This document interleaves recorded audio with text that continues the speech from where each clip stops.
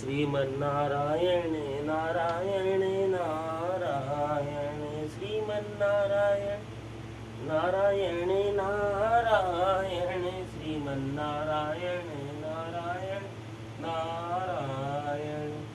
Hello दोस्तों, कैसे हो आप सब। आशा करता हूँ आप सब अच्छे और स्वस्थ होंगे। हम भी अच्छे और स्वस्थ हैं। सभी दोस्तों को नारायण नारायण नारायण। आज हम आपको महाशिव पुराण के रुद्र संहिता द्वितीय खंड का अगला अध्याय सुनाएंगे। कृपया हमारे चैनल को ज़्यादा से ज़्यादा सब्सक्राइब कीजिए, वीडियो लाइक कीजिए और शेयर कीजिए। चलो अब हम शुरू करते हैं। जय हो ब्रह्मा विष्णु महेश की जय हो।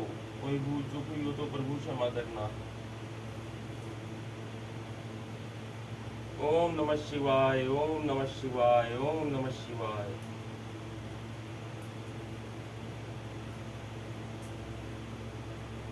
जय हो गणेश जी महाराज की जय, शिव जी महाराज की जय, माता पार्वती की जय, नंदी महाराज की जय।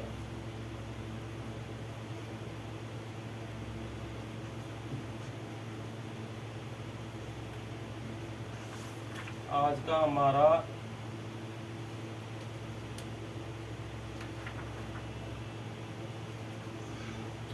हमारा अगला अध्याय है 36वां और 37वां। ये दो अध्याय हम आपको सुनाएंगे।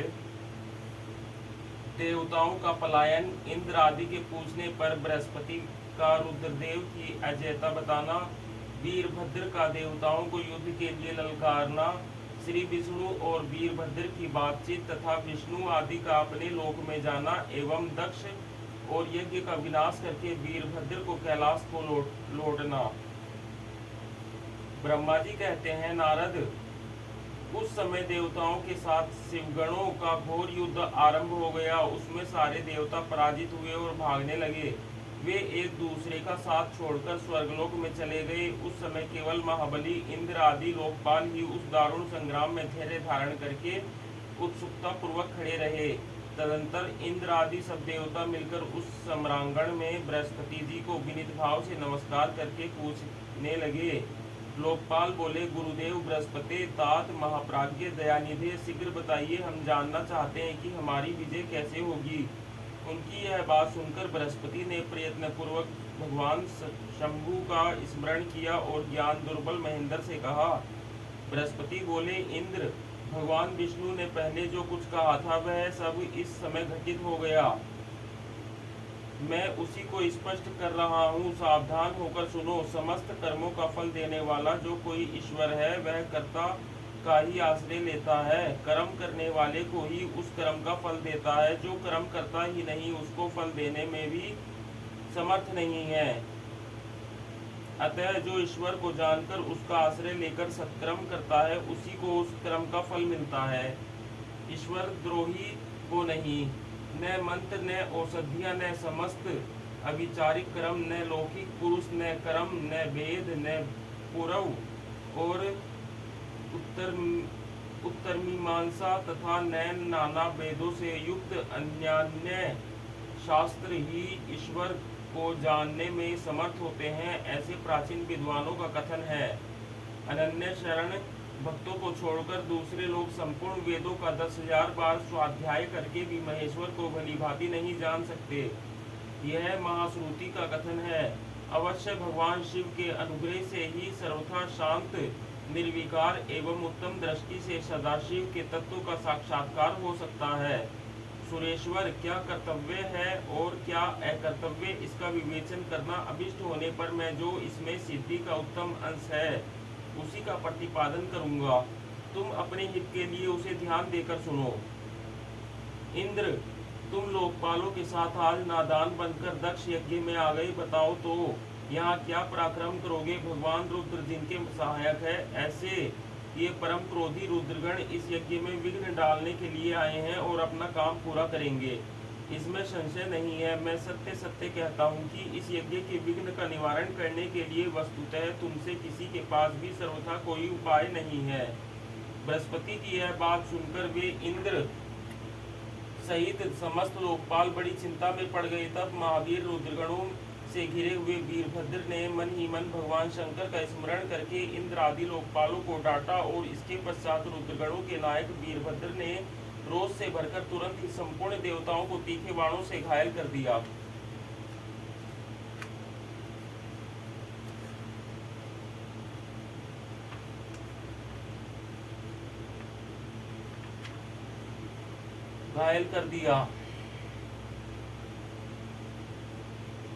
उन बाणों की चोट खाकर इंद्र आदि समस्त सुरेश्वर भागते हुए दसों दिशाओं में चले गए। जब लोकपाल चले गए और देवता भाग खड़े हुए, तब वीरभद्र ने अपने गणों के साथ यज्ञशाला के समीप गए। उस समय वहां विद्यमान समस्त ऋषि अत्यंत भयभीत हो परमेश्वर श्री हरि से रक्षा की प्रार्थना करने के लिए सहसा नतमस्तक हो शीघ्र बोले, देवदेव रामानाथ सर्वेश्वर महाप्रभु, आप दक्ष के यज्ञ की रक्षा कीजिए। आप ही यज्ञ हैं, इसमें संशय नहीं है। यज्ञ आपका कर्म रूप और अंग है। आप यज्ञ के रक्षक हैं, अतः दक्ष यज्ञ की रक्षा कीजिए। आपके सिवा दूसरा कोई इसका रक्षक नहीं है। ब्रह्मा जी कहते हैं, नारद ऋषियों का यह वचन सुनकर मेरे सहित भगवान विष्णु वीरभद्र के साथ युद्ध करने की इच्छा से चले। श्री हरि को युद्ध के लिए उद्यत देख शत्रुमर्दन वीरभद्र, जो वीर परमतगणों से घिरे हुए थे, कड़े शब्दों में भगवान विष्णु को डांटने लगे। ब्रह्मा जी कहते हैं, नारद वीरभद्र की यह बात सुनकर बुद्धिमान देवेश्वर विष्णु वहां प्रसन्नता पूर्वक हंसते हुए बोले। श्री विष्णु ने कहा, वीरभद्र, आज तुम्हारे सामने जो कुछ कहता हूँ उसे सुनो। मैं भगवान शंकर का सेवक हूँ, तुम मुझे रुद्रदेव से विमुख न कहो। दक्ष अज्ञानी है, कर्मकांड में ही इसकी निष्ठा है। इसने मूर्तावश पहले मुझसे बारंबार अपने यज्ञ में चलने के लिए प्रार्थना की थी। मैं भक्त के अधीन ठहरा, इसलिए चला आया। भगवान महेश्वर भी भक्त के अधीन रहते हैं। तात दक्ष मेरा भक्त है, इसलिए मुझे यहाँ आना पड़ा है। रुद्र के क्रोध से उत्पन्न हुए वीर, तुम रुद्र तेज स्वरूप हो, उत्तम प्रताप के आश्रय हो। मेरी प्रतिज्ञा सुनो, मैं तुम्हें आगे बढ़ने से रोकता हूँ और तुम मुझे रोको। परिणाम वही होगा जो होने वाला होगा। मैं पराक्रम करूँगा। ब्रह्मा जी कहते हैं, नारद, भगवान विष्णु के ऐसा कहने पर महाबाहु वीरभद्र हंसकर बोला, आप मेरे प्रभु के प्रिय भक्त हैं, यह जानकर मुझे बड़ी प्रसन्नता हुई है। इतना कहकर गणनायक वीरभद्र हंस पड़ा और विनय से नतमस्तक हो बड़ी प्रसन्नता के साथ श्री विष्णुदेव से कहने लगा। वीरभद्र ने कहा, महाप्रभु, मैंने आपके भाव की परीक्षा के लिए कड़ी बातें कही थी। इस समय यथार्थ बात कहता हूँ, सावधान होकर सुनो। हरे, जैसे शिव हैं वैसे आप हैं, जैसे आप हैं वैसे शिव हैं, ऐसा वेद कहते हैं और वेदों का यह कथन शिव की आज्ञा के अनुसार ही है। रामानाथ, भगवान शिव की आज्ञा से हम सब लोग उनके सेवक ही हैं। तथापि मैंने जो बात कही है वह इस वाद विवाद के अवसर के अनुरूप ही है। आप मेरी हर बात को आपके प्रति आदर के भाव से ही कही गई समझिए। ब्रह्मा जी कहते हैं, वीरभद्र का यह वचन सुनकर भगवान श्री हरि हंस पड़े और उसके लिए हितकर वचन बोले। श्री विष्णु ने कहा, महावीर, तुम मेरे साथ निशंक होकर युद्ध करो। तुम्हारे अस्त्रों से शरीर के भर जाने पर ही मैं अपने आश्रम को जाऊंगा। ब्रह्मा जी कहते हैं, ऐसा कहकर भगवान विष्णु चुप हो गए और युद्ध के लिए कमर कसकर डट गए। महाबली वीरभद्र भी अपने गणों के साथ युद्ध के लिए तैयार हो गए। नारद, तदंतर भगवान विष्णु और वीरभद्र में घोर युद्ध हुआ। अंत में वीरभद्र ने भगवान विष्णु के चक्र को स्तंभित कर दिया तथा सांग्र धनुष के 3 टुकड़े कर डाले। तब मेरे द्वारा एवं सरस्वती द्वारा बोधित हुए श्री विष्णु ने उस महान गणनायक वीरभद्र को असहाय तेज से संपन्न जानकर वहां से अंतर्ध्यान होने का विचार किया। दूसरे देवता भी यह जान गए कि सती के प्रति जो अन्याय हुआ है उसी का यह सब भावी परिणाम है। दूसरों के लिए इस संकट का सामना करना अत्यंत कठिन है। यह जानकर वे सब देवता अपने सेवकों के साथ स्वतंत्र सर्वेश्वर शिव का स्मरण करके अपने अपने लोक को चले गए।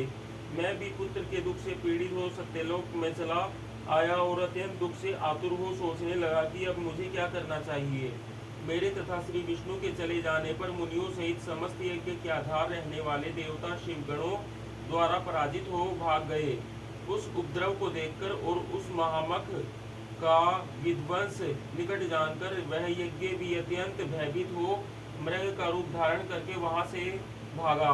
मृग के रूप में आकाश की ओर भागते देख वीरभद्र ने उसे पकड़ लिया और उसका मस्तक काट डाला। फिर उन्होंने मुनियों तथा देवताओं के अंग भंग कर दिए और बहुतों को मार डाला। प्रतापी मणिभद्र ने भृगु को उठाकर पटक दिया और उनकी छाती को पैर से दबाकर तत्काल उनकी दाढ़ी मूछ नोच ली। चढ़ने चंड ने बड़े वेग से पूषा के दांत उखाड़ लिए, क्योंकि पूर्व काल में जिस समय महादेव जी को दक्ष के द्वारा गालियां दी जा रही थी उस समय वे दांत दिखा दिखाकर हंसे थे। नंदी ने भग को रोषपूर्वक पृथ्वी पर दे मारा और उनकी दोनों आंखें निकाल ली, क्योंकि जब दक्ष शिवजी को शाप दे रहे थे उस समय वे आंखों के संकेत से अपना अनुमोदन सूचित कर रहे थे। वहां रुद्रगण नायकों ने स्वधा स्वाहा और दक्षिणा देवियों की बड़ी विडंबना दुर्दशा की। वहां जो मंत्र तंत्र तथा दूसरे लोग थे उनका भी बहुत तिरस्कार किया। ब्रह्मपुत्र दक्ष भय के मारे अंतर्वेदी के भीतर छिप गए। वीरभद्र उनका पता लगाकर उन्हें बलपूर्वक पकड़ लाए। फिर उनके दोनों गाल पकड़कर उन्होंने उनके मस्तक पर तलवार से आघात किया, परंतु योग के प्रभाव से दक्ष का सिर अभेद हो गया था, इसलिए कट नहीं सका। जब वीरभद्र को